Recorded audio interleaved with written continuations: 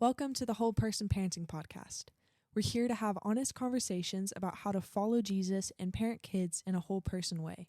For more content and encouragement as we support you on your journey, you can find us on Instagram, YouTube, and wherever you get your podcasts. We're so glad you're here. Now let's jump in. Hi, welcome to Whole Person Parenting Podcast. It's a good day. Yeah, it is a good day. It's a good day. We went to church this morning. Yes, we are filming in the afternoon. We're filming in the afternoon. Yeah, It's usually nice. film at night. So we're that's actually like maybe a little more awake today. I know, that's true. Not that we film super late night, but No. yeah, maybe a little more awake than usual. Mm-hmm. Had a good day. It's a Sunday. Yep, it's a Sunday. It It has come to our attention that Yeah. we have never actually introduced ourselves, so we do want to take a moment to do Yeah. that. My name is Presley. Yes, and I'm Valerie. Yeah, And this is my mother. Yeah, and my daughter. Yeah. And I think you've probably gathered this by now. I would if hope you're so. if you're It'd in be really weird if we weren't. week 3, Like, but or episode 3, I guess. episode 3, week so 6. yeah, week 6. So we're doing these every other week. So episodes drop every 2 weeks. And so just to kind of reorient, this is a new podcast, and we're here talking about parenting from a relational, spiritual perspective, Christian view. And so anyway, we've not been the best hosts. We're kind of new to this. And so Well, we kind of just forgive were us. like, no, I don't even think either of us Yeah, we ever just- thought about it. We just no. were like, let's go. We're us, and Yeah, that's all. you we were got. supposed to know this by we don't know how. Anyway, Yeah. okay. So we're going to do better with that. We really are. So It's if is you that we're recommend committing this- to saying our names Yes, we are at the beginning of the podcast, committing to introducing ourselves as we and- should. I As think we it's a good probably way to should. do it. Yes. Okay, so let's get into what content today, what we're going to Yeah. be talking about. And it's kind of serving as a part 2 to Mhm. last week's episode, but not really. Yeah, It's its own separate topic.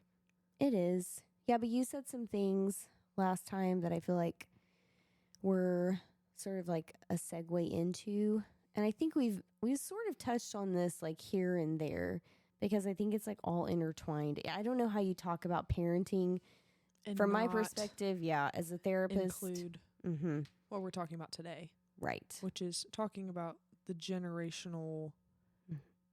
side of child psychology and parenting, Right. considering the fact that you yourself have been parented, and therefore you learned how to parent by how your parent parented you. That's right. There's a lot of parent It's a lot of in parent. there, but yeah, there's parenting, being parented, and parenting Whew. for sure. So we're going to talk about that. Hopefully to give some insight, maybe just some thoughts around that. Mhm. It's one of those things I think, Press, that like I know you'll realize one day, like in an experiential way. And I think conceptually you get it for sure. But there are these moments in parenting, and I think for any parents who are listening, where you're like, suddenly you realize that whatever it is you're doing in your parenting moment it's like you're transported in time. It's like you are your parent. Either you are your parent and your parent's kind of like coming out of you in a weird way. I know. It sounds creepy. It's not like you're a host or anything. I just mean like that sounds it's so just weird. like It's a parasite. no, it's not like that. No, I just mean like it's like where you're like, oh, is this awareness of like I sound just like my mom. Yes, like I sound just like my Yes. mother. Or someone else says it. You're like, you know who you sound like right now? Right. Your mom. Yeah. Your mom. Yes. Or you're like, something just came out of my mouth that was like, oh, my mom always used A to say spitting that. image. Yes. Yeah. It's like a mirror. It's like a mirror. Mm-hmm. You're like, oh my gosh, I can see myself in a whole new way Yes. right now. Right. And I will say that like a lot of times it's the things that you're like, as a child, you may have been like, I'm never going to do that. I know. Yes. And every kid has that thought. Like, you're like, when I'm a parent, I'm never going to do this. I'm never going to do that. I will never fill in the blank, whatever that thing is. And then you find yourself doing it. And then you find yourself doing it. Yep. And so, yes. So that's where, like, it's one of the things that we don't always talk about, or we talk about like kind of in a funny way. Yes. You know, we'll say like the apple didn't fall far from the tree, or, you know, something like that. But we don't talk about it in ways that really acknowledge the challenge that can be in this, and the pain that this can bring up for parents, or the dilemmas that parents can face in their parenting, because like how you led off the topic, just that we were you know, taught parenting through the experience of being parented. And so that unless we were shown another way, this is how we know how to do it. Right. Even if it's something we don't want to do. Yes. So then often we're left to. And I think it could be maybe a good way of saying it is like how you are parented kind of becomes your default setting. Yeah. Because I mean, you don't really know what else to do. Mm-hmm. It's just what you know. Yeah. I know how to do this because this is what I've seen. Mm-hmm. I don't want to do this. Mm-hmm. It's kind of mirroring like the, you know, the things of the flesh or fighting the things of the spirit kind of idea, in that I don't want to do this, but I do it anyways. Yeah, like what Paul talked about. Yeah. I do the things I do the don't want things to do. I don't want to do, and I don't do the things I want to. Yes. Yeah. Yeah. And he uses the word hate. He's like, I do the things I hate. Right. And these may be things and that you may be even things hate. that you would hate. Yeah. You know, you had, you know, childhood trauma from, you know, all sorts of things. I mean, right. The list is endless. You know, alcoholism. I mean, literally, you know, like physical abuse from a parent. Right. Just neglect could be neglect. Literally anything. Yeah. Yeah. Well, and those are things that you absolutely hate. But again, you don't know Mm-hmm. any other way. And Right. I think it would be a shame not to acknowledge the truth that like we are 100% more likely to do the things that we've seen from a parent, even if we don't want to do them, because that's all we know. Right. Yeah. Yeah. It is. It's what we learned. Yeah. Right. It's like yeah, it's been learned by us, and so and maybe even integrated into us in ways, and then like kind of the story of our lives and stories we tell ourselves about what it means to be a parent, what it means to be a child, and what it means to be in relationships with people, what that's supposed to look like, or what it's okay to look like, you know. So I think, I'm curious, like, is there anything that's like coming to your mind about the topic in particular that you want to get into? I mean, honestly, first thing that came to my mind was this week, we had one of our family members had a baby. Oh, yeah. Which was super special to see. And she's just the tiniest little baby. Yeah. And I just was sitting there holding her, and I was just like, it's such a privilege. It would be such a privilege to be a parent. Yeah. Like, to get to just pour into this little baby and see them grow up, and like, it's such a beautiful gift to get to do that. And I think it requires a level of stewardship that nothing else does, except for maybe marriage, of like the fact that it's such a gift. But those two things now, you know, marriage and children, are the biggest, I would say are the biggest responsibilities that the Lord gives us in our Yeah. lives. I don't think there's something, Mm-hmm. greater than those two Mm-hmm. things for stewardship, and to do it well and to do it in a Jesus way. And so Yeah. I think it's important to like start from the beginning and say, like, this is a privilege.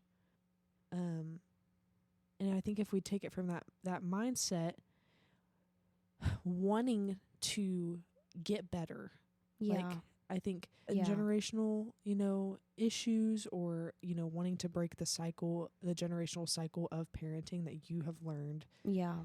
And not all Like, things it's are important. Yeah, it's important because it sets your child and you up for success, Right. to be able to acknowledge Mm-hmm. the areas of your life that have Mm-hmm. maybe fallen Yeah. short of what they were meant to be, Yeah. and the Right. fact that, like, and sometimes I think too, there's a fear of, like, wanting to acknowledge that your parent did something wrong, Yeah. Oh, yeah, for sure. because it feels like a diss to them, Yeah. or it feels like I'm betraying you, Yeah. to Or acknowledge that you did something wrong, Missed the mark. that missed the mark yeah. of what I needed you to do, Yeah. or Yeah. and that feels like I can't acknowledge that because that's hurtful, Yeah. and it might be, Yeah. but It might also be true, and it might also be necessary to look at. Yeah. Yeah. And so I think as you're talking about that, what that's bringing to mind too is that couple of things. One is that, you're saying, okay, we've got this sacred duty and responsibility. a covenant. Yeah. There's this relationship that God has given us in parenting, that we are to steward well, and that He has, given you to me, or given a child to a parent for this purpose. And in that, if we're not going to look at what might be getting in, what might have happened, right? We might not be looking at what's getting in the way of us stewarding that well, like living out what it looks like to reflect who Jesus is through our parenting, to show God's love through parenting, to show His character through parenting. Because if we ignore it, we're much more likely to repeat these cycles. Mm-hmm. And so then it's like, yes, we can, it's like, yes, we can, say, okay, we're going to just start from scratch. We're going to kind of like, this is just my duty as a Christian, and I'm going to kind of white knuckle this through, and I'm going to just move on from whatever it was that happened. Yeah, and like try to make a clean slate. Yeah. And can God empower us? And are we new creation in Him? Yes, 100%. Absolutely. That's absolutely true. But I think do it would we be also more live in the hurtful, world? Yes. It would be more hurtful not to acknowledge it and try to say, I'm going to do everything completely different than how my parent did, because I think, I think this would be a better way to do it. But you're completely ignoring the fact that is still formed you. Right. Yeah. It's in there. It's in there. Yeah. You can't right. To ignore it would be to potentially be missing something, to be like, have a skewed perception and not know it. Yeah. Right. To have like a dirty lens that we're looking through. And it's important that we see clearly what is actually going on. Yeah.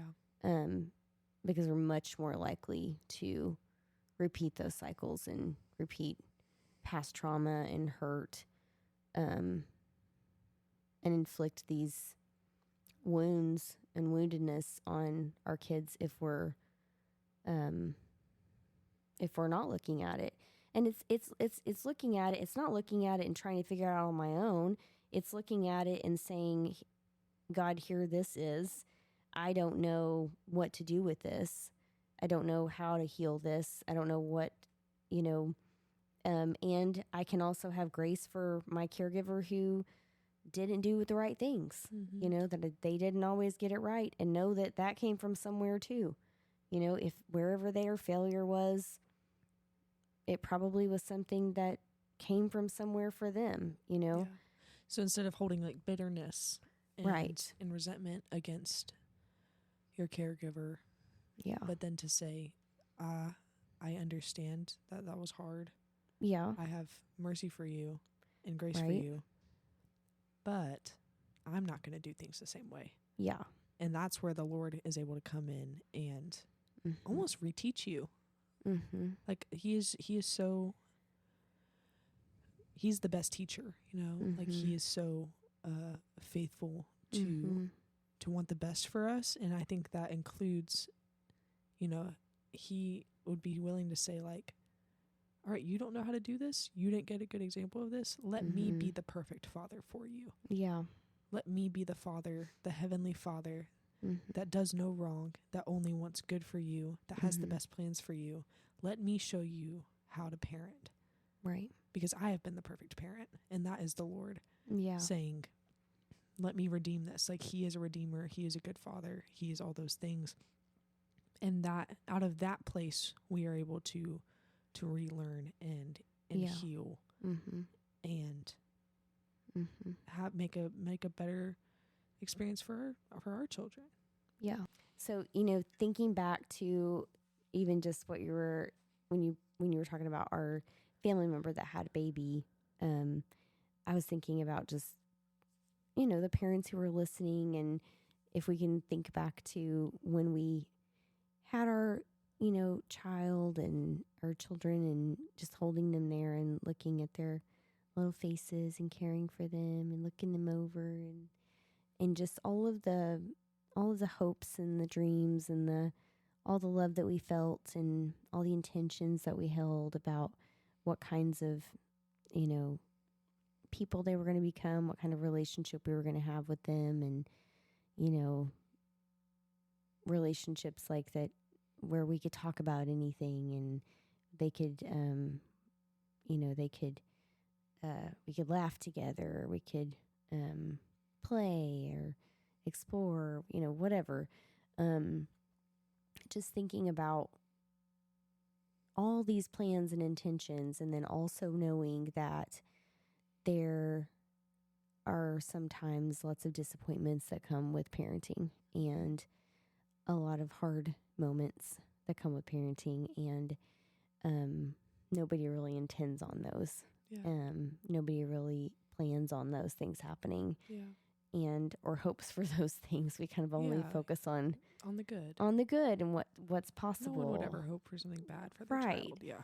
And so, I mean, parents love their kids, and I think sometimes we lose sight of that. And so then when something doesn't go perfectly, we can feel like a lot of guilt, and we can feel a lot of shame, and we can feel like if, you know, something's wrong with our family or our kids, or, you know, the way we're doing it. And yeah, maybe there are ways that we can grow, and maybe things that we can do differently.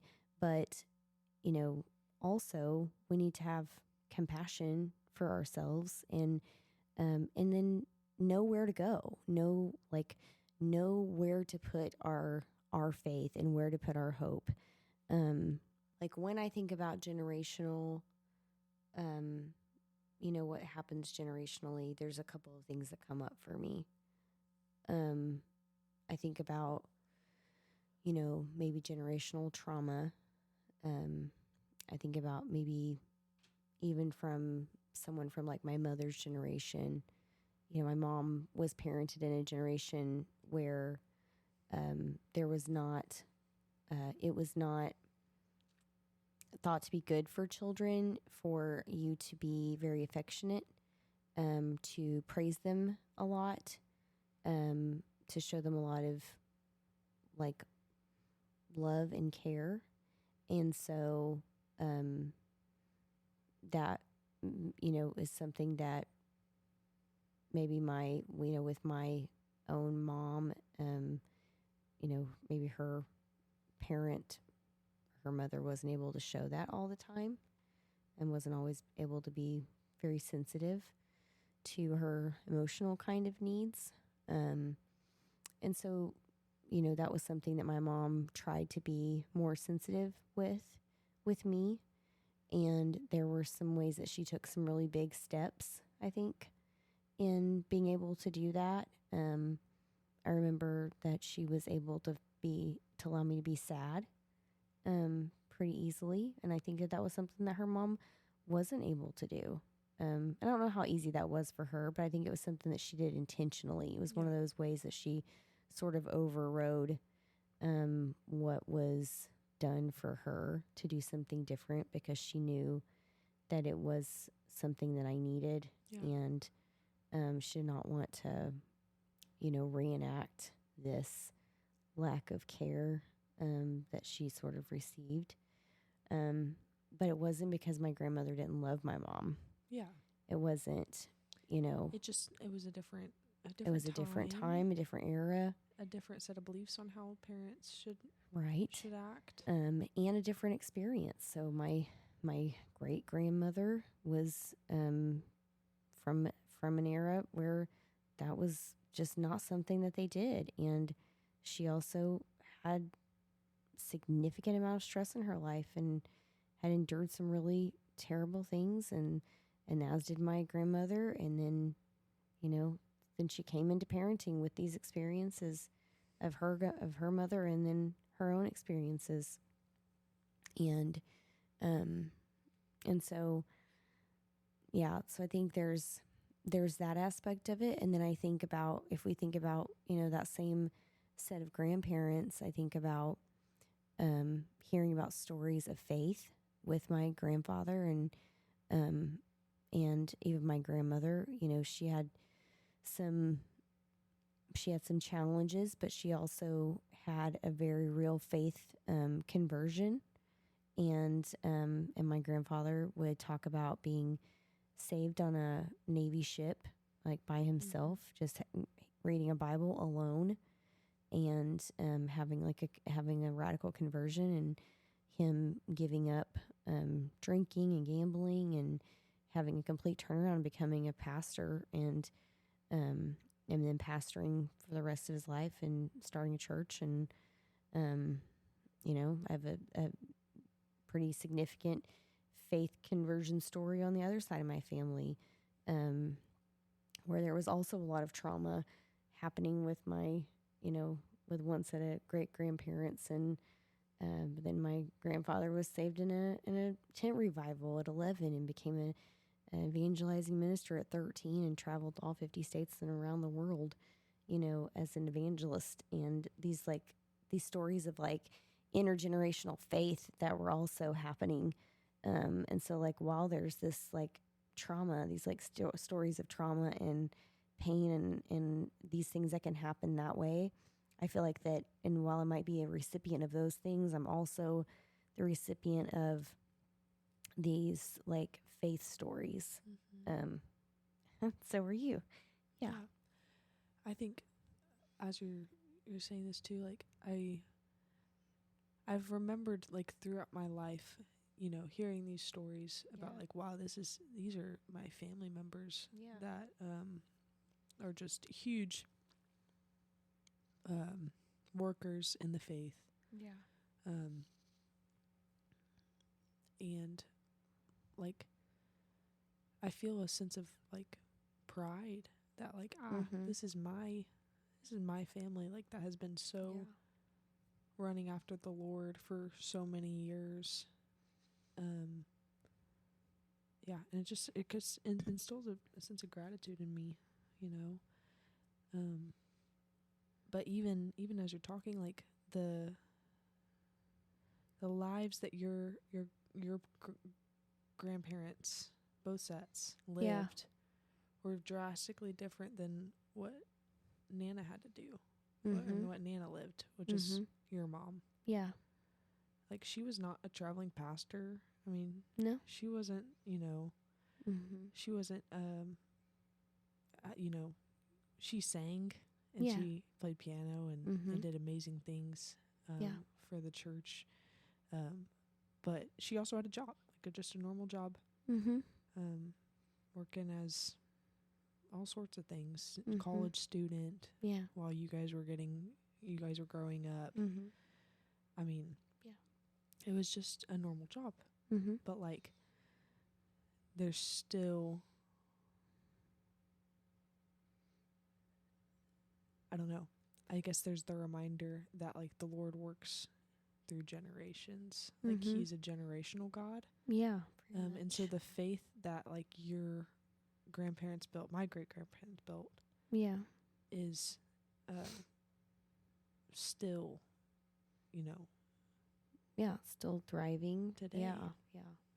And it's making me think too, like that that their parents, what their parents had experienced was very different than what the lives that they led. Yeah. That they chose to do something different than that, and they chose to really lean into the Lord and like in their faith, and like that doesn't mean they were perfect parents, but they were submitted parents, and they were parents who were taking seriously what that sacred sort of job that you were talking about, that the Lord gives us, as parents, and submitting that to Him. And so, it comes through those generations. Yeah. I think for the people who did not have parents that were Christian. Yeah. How difficult that must be.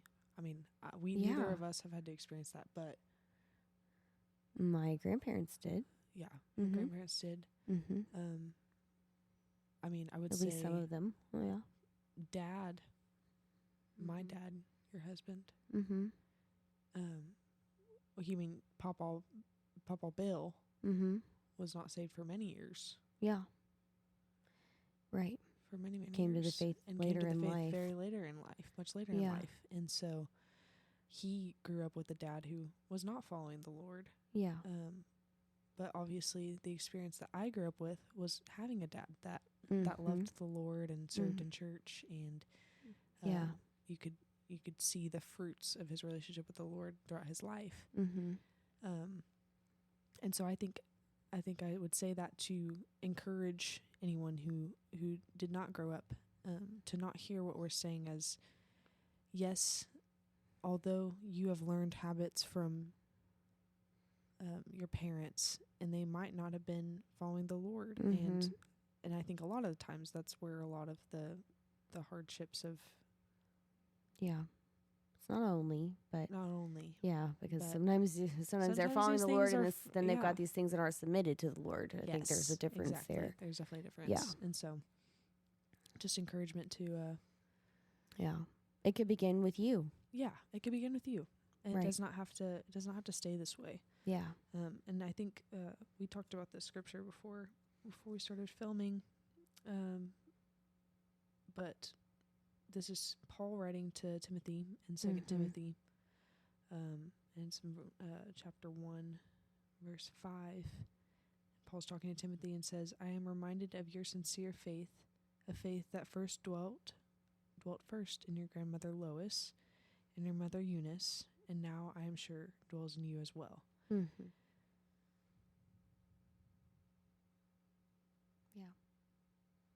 And now I'm sure dwells in you as well. I mean, I think there's not a promise. It's like he recognizes But it, he's though, recognizing to me. that there like, is there I is see this. There is a generational faith that the Lord honors. Right. And he's like, I see it. I recognize this. Oh, I've seen this before. I saw this in your grandmother. I saw it in your mom, and now I see it in you. Yeah. And there's a sincerity to it. Yeah. There's this genuineness in your faith. Yeah. And I think that's, what a testimony too, like, because it's not saying there is not a perfect faith. He's not talking about a perfect faith. He's talking about a sincere one, a genuine faith. It's to Yeah. say that like in like how I think like truth begets truth, right? It's like Yeah. it's like sincerity breeds sincerity, and so like we know we can't be perfect. We're not going to be perfect parents. We're not going to be perfect Christians. We're not going to be perfect Christian parents. Yeah. Put it all Definitely together. not. And so, but what you can try to do is you can live a life that's submitted to the Lord. You can live a life in a way that's sincere in your faith, and that kind of sincerity can show and be picked up. Yeah. Like For sure. just be picked up It can and be. conveyed, you Yeah. know, and through you. Yeah. Which is cool. It's really cool. Yeah. So sincere. So how do we have a sincere faith? I think to me that starts with just honesty, you Yeah. know? I think vulnerability with the Lord Yeah. and where you're at, what you're feeling, what you think. Yeah. Not doing the thing where he already knows what I'm thinking. I don't need to tell him. Yeah. Rather just telling him, like, Right. This is where I'm at right now. It's not pretty, Yeah. but also I think understanding the character of God, Mm-hmm. and because I think faith is, acknowledging that okay, these things aren't perfect, Mm-hmm. but I know the character of God, and therefore I can have faith that these things are going to work out for the good of and the glory of God. Yeah. Yeah. I can trust him because Yeah. I know his character. I know that he's faithful. I know that he's long-suffering. I know that he's kind, he's gentle. I know that he is compassionate, he's rich in mercy. And I know all these things. If I can know the character, and if you don't know the character of God, a good way to get to know the character of God is to read his word. Yeah. Is Exodus to learn 34. about him. Yeah, Exodus 34. Great. I mean, tells us right there. Tells us right there. Who The he Lord, is. the He Lord. is Yahweh. Yeah. Yeah. And describes him. He describes himself. And yeah. If he Yeah. describes himself, then that's something to Yeah. listen to. Exactly. He's like, If the Lord's telling you who he is, that's a good thing to pay attention to. then he knows better than anyone, Right. and Right. he'll be honest. Yeah. We should talk about that some more. Yeah, we should. Yeah, because it's so We should. good. There's so much to glean there for us as parents, but on how to convey who he is in our parenting. But yeah, I think a good challenge is to get to a sincere faith. Start with just honesty, beginning to trust him, and maybe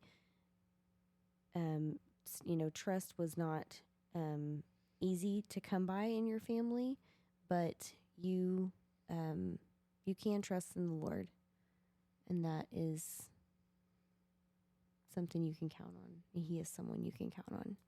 Yeah. So, all right. Well, we hope to see you in 2 a couple of weeks. And until then, Adios. yeah, follow us on Instagram if you don't already, YouTube, and wherever you get your podcasts. Bye-bye.